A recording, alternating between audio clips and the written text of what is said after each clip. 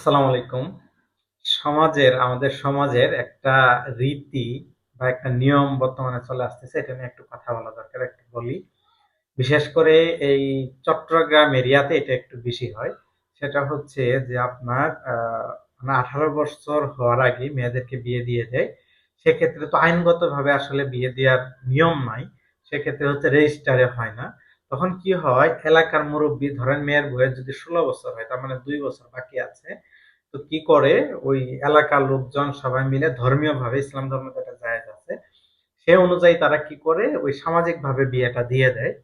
দেওয়ার পরে কি হয় তারা সংসার করে 2 বছর, এরপরে যখন বয়স হয় তখন মূলত হচ্ছে এটা লিপিবদ্ধ করা হয় আপনার বিয়ের যে রেজিস্ট্রি আছে এটাতে। এটাতে ধরেন ধরেন যে 2 বছর বাকি আছে, এই 2 বছরের মধ্যে অনেক ভেজাল হতে পারে, স্বামী স্ত্রীর মধ্যে অনেক সংসারে ভেঙে যেতে পারে। সেক্ষেত্রে ডিসিশনটা কি হবে? ধরেন একটা বেবিও হইলো, সেক্ষেত্রে ডিসিশন কি হবে? ধরেন মেয়েটা তার ইচ্ছায় চলে গেল, সেক্ষেত্রে সে কিন্তু ধর্ষণ মামলা করতে পারে যে তাকে হচ্ছে একাধিকবার জোর করে তুলে নিয়ে গিয়ে ধর্ষণ করা হয়েছে, কারণ কোথাও কোনো ডকুমেন্টস নাই। এটা গেল। আবার ছেলেও কিন্তু হচ্ছে সুযোগ নিতে পারে। সে বলবে যে আমি তো বিয়ে করি নাই, আমি হচ্ছে তোর সাথে আর থাকলাম না, কিছুই করার নাই, কারণ মামলাও করতে পারবে না। এখানে যে আইনি জটিলতা, কিছুই করতে পারবে না, ওই ধর্ষণ মামলাটা করতে পারবে।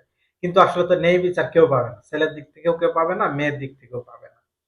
তো এটা আসলে কিন্তু খুবই জটিল বিষয়। আর যদি এর মধ্যে একটা বেবি হয়ে যায় তাহলেও তো আইনগতভাবে এটা খুবই জটিল। আর যদি ধরেন কোনো সমস্যাই না হইলো তাহলে তো আলহামদুলিল্লাহ কোনো সমস্যা নয়। এটা কিন্তু অহরহ হয়ে আসতেছে। এই যে দেখেন আজকের একটা নিউজ, যেটা হচ্ছে একজন হুজুর, তার হচ্ছে 2 বছর 2.5 বছর আগে বিয়ে হয়েছে। এখানে সামাজিকভাবে মেয়ে তখন হচ্ছে বয়স হয়নি বা এরকম কিছু। তো বিয়ে হওয়ার পরে দুইজনের মধ্যে মনোমালিন্য কি নিয়ে মেয়ে হচ্ছে টিকটক চালায়, ছেলে তো হুজুর, সে তো হচ্ছে ওয়াজ মাহফিল করে বেড়ায়। তো মেয়ে হচ্ছে টিকটক চালায়, সে হচ্ছে খোলামেলা ছবি টবি পোস্ট করে। এটা নিয়ে দুইজনের মধ্যে ভেজাল। এরপরে এর মধ্যে তাদের একটা বেবিও আছে, 3 মাসের বেবি। এই 3 মাসের বেবিটাকে রেখে মেয়েটা চলে গেছে, গিয়ে ধর্ষণ মামলা দিছে। এখন ছেলেটা হচ্ছে কোন ধরনের কাগজপত্র দেখাইতে পারে নাই যে সে আসলে বিয়ে করেছে, যার ফলে সে জেলও খেটেছে। আসলে কিন্তু এটা আমাদের সমাজে এরকম না করাটাই হচ্ছে সবচেয়ে বেটার, যেহেতু আইনগতভাবে একটা বাধা আছে। আর করলেও এটা আসলে কি পদ্ধতিতে করা যায় যেটা দিয়ে আসলে জটিলতা সৃষ্টি হবে না, এটা একটু ভেবে শুনে এটা যারা করতেছেন তাদের করা উচিত। না হলে মেয়েও বিপদে পড়তে পারেন, ছেলেও বিপদে পড়তে পারেন। চলেন আমরা একটু প্রতিবেদনটা দেখি, দেখে আপনাদের মতামতটা একটু জানাবেন। ওর স্বামী স্ত্রীর মধ্যে দর্শন কিভাবে হয় এটা আমার বুঝে আসে না। এটা তো বিবাহ হয়েছে, বিবাহের পরে বাচ্চা হয়েছে, পরে সমস্যার পরে চলতেছে নাকি এটা আমরা শুনলাম। ব্রাহ্মণবাড়িয়ার সরাইলে স্বামীর বিরুদ্ধে স্ত্রীর ধর্ষণ মামলা দায়েরকে কেন্দ্র করে এলাকায় ব্যাপক আলোচনা সমালোচনার ঝড় উঠেছে। পারিবারিকভাবে বিবাহিত জীবনে 2.5 বছর অতিবাহিত হওয়ার পর এ ধরনের অভিযোগে মামলা হওয়াতে স্থানীয় বিভিন্ন মহলে মিশ্র প্রতিক্রিয়া দেখা দিয়েছে। স্থানীয় সূত্র জানায় 2022 সালের নভেম্বর মাসে উপজেলার তেলেকান্দি গ্রামের ইজ্জত আলীর ছেলে ইসলামিক আলোচক কারি জাকারিয়া আল হামিদি এবং কালীকচ্ছ গ্রামের ইদ্রিস মোহাম্মদ খানের মেয়ে মারিয়া সুলতানা মিম সামাজিকভাবে বিবাহ বন্ধনে আবদ্ধ হন। স্থানীয় আলেম ওলামা আত্মীয় স্বজন সহ বহু মানুষ বিয়েতে উপস্থিত থাকলেও আইনি জটিলতার কারণে কাবিননামা সম্পন্ন হয়নি বলে পরিবারের পক্ষ থেকে দাবি করা হয়।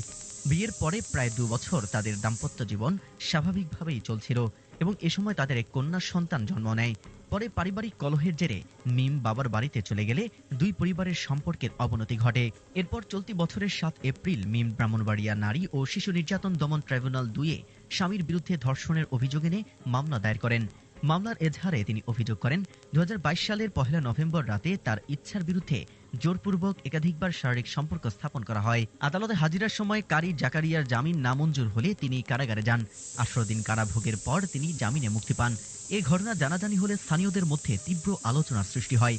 কয়েকজন ধর্মীয় নেতা ও এলাকার প্রবীণরা বিষয়টিকে পারিবারিকভাবে সমাধানযোগ্য দাবি করে আদালতে যাওয়াকে দুঃখজনক উল্লেখ করেন। কেউ কেউ স্বামী স্ত্রীর সম্পর্কে ধর্ষণের অভিযোগকে সামাজিকভাবে অস্বাভাবিক ও ন্যাক্কারজনক বলে মন্তব্য করেন। মিমের ছোট চাচা বিল্লাল মিয়া বলেন, দুই পক্ষের আলোচনা করেই বিয়ে হয়েছিল, পরে পারিবারিক মনোমালিন্য তৈরি হলে আমরা সমাধানের চেষ্টা করি, কিন্তু শেষে মামলা পর্যন্ত গড়িয়েছে। কিন্তু স্বামীর বিরুদ্ধে ধর্ষণ মামলা দেওয়া অত্যন্ত দুঃখজনক ও ন্যাক্কারজনক। আসলে মূলত ছোটখাটো বিষয় নিয়ে ভুল বোঝাবুঝি নিয়ে এই ঝামেলাটা সৃষ্টি হয়েছে।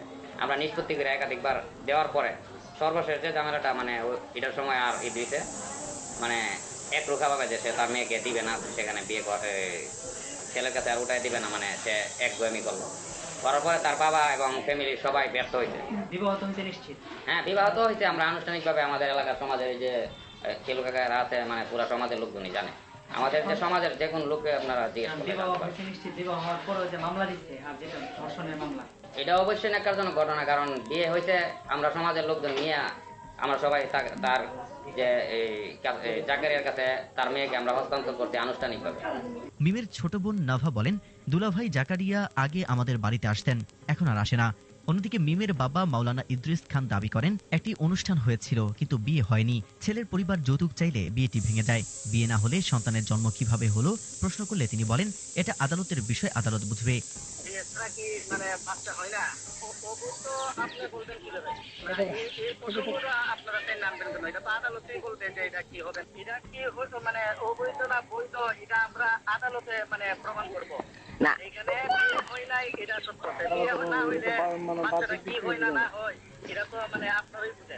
এ বিষয়ে কারি জাকারিয়া আল হামিদি বলেন, আমার স্ত্রী ও মেয়ের সব কাপড়, বিয়ের লেহেঙ্গা, শাড়ি এখনো আমার বাড়িতে রয়েছে। সে আমার বৈধ বিয়েকে অস্বীকার করছে। আমি ধর্মীয়ভাবে চলতে চাই, কিন্তু সে আধুনিক ধাঁচে চলতে চায়। সে টিকটক, ফেসবুক নিয়ে ব্যস্ত থাকে, বেপরদায় থাকে। আমি ইসলামিক আলোচনা করি, কিন্তু আমার পরিবার নিয়ে সমালোচনা হচ্ছিল। এটা আমার জন্য বড় বিব্রতকর। বাংলাদেশ সরকারের কাছে আমার একটা দাবি, আমি এই মিথ্যা মামলা থেকে মুক্তি চাইছেন। তার বাবা ইজ্জত আলী বলেন, আমার ছেলে বিয়ে করে হালালভাবে সংসার করত। আল্লাহ পাকে একটা মেয়ে দিছে, এটারে অবৈধ বানাইয়া মামলা করছে। আমার ছেলেরে জেল খাটিয়েছে, আমারে আর আমার ছেলেরে ভয় দেখাইতেছে। আমি জনগণের কাছে এর বিচার চাই। আমার ছেলে যেন এই মিথ্যা মামলা থেকে মুক্তি পায়। আমার একটা নাতিন হয়েছে, নাতিন হওয়ার পরে নাতিনের বয়স 3 মাস শুক্রবার এই দিন কি বাংলা ছিল ফুসফাস, ইংলিশের নাম আমার ইংলিশ স্মরণ নাই আমার। তখন ওই কর্তৃক শুক্রবারের দিন একদিন আসে সেরা, আমি মসজিদে গেছি নামাজ পড়ার জন্য কালীবাড়ি, ওর মেয়ের সাথে ফোনে যোগাযোগ করে সেরা 3 মাসের বাচ্চাটা ফেলাই দিয়া ও আমার বৌমারে নিয়ে গেছে সাথে কিছু টাকা পয়সা ছিল ঘরের মধ্যে, প্রায় টাকা পয়সা, স্বর্ণ গয়না এগুলো সব নিয়ে গেছে। প্রায় 3 লাখ টাকার মতন, 3 লাখ টাকা ছিল। এই টাকাটা নিয়ে গেছে। আমার ছেলে প্রোগ্রাম করে, আমিও রুজি করে, আমার এক ছেলে রুজি করে। তার মেয়ে ঠিকঠাক করে নামাজ পড়ে না, নামাজের কথা ফেসবুক দিয়ে হয়ে গেছে, নামাজের কথা নামাজ পড়ে না, উজু ছাড়া নামাজে যারা যায়। আমার ওয়াইফ আমি যদি বলি যে তুমি নামাজ পড়ো, নামাজ পড়তে না পারে, নামাজ পড়তি আরে মোবাইলে পড়ে, সারাদিন মোবাইলে পড়ে যায়। আমরা প্রতিবেদনটা কিন্তু দেখলাম, দেখে এখন এটা সম্পর্কে কার কার এলাকায় এরকম বিয়ে হয় এটা একটু জানাবেন।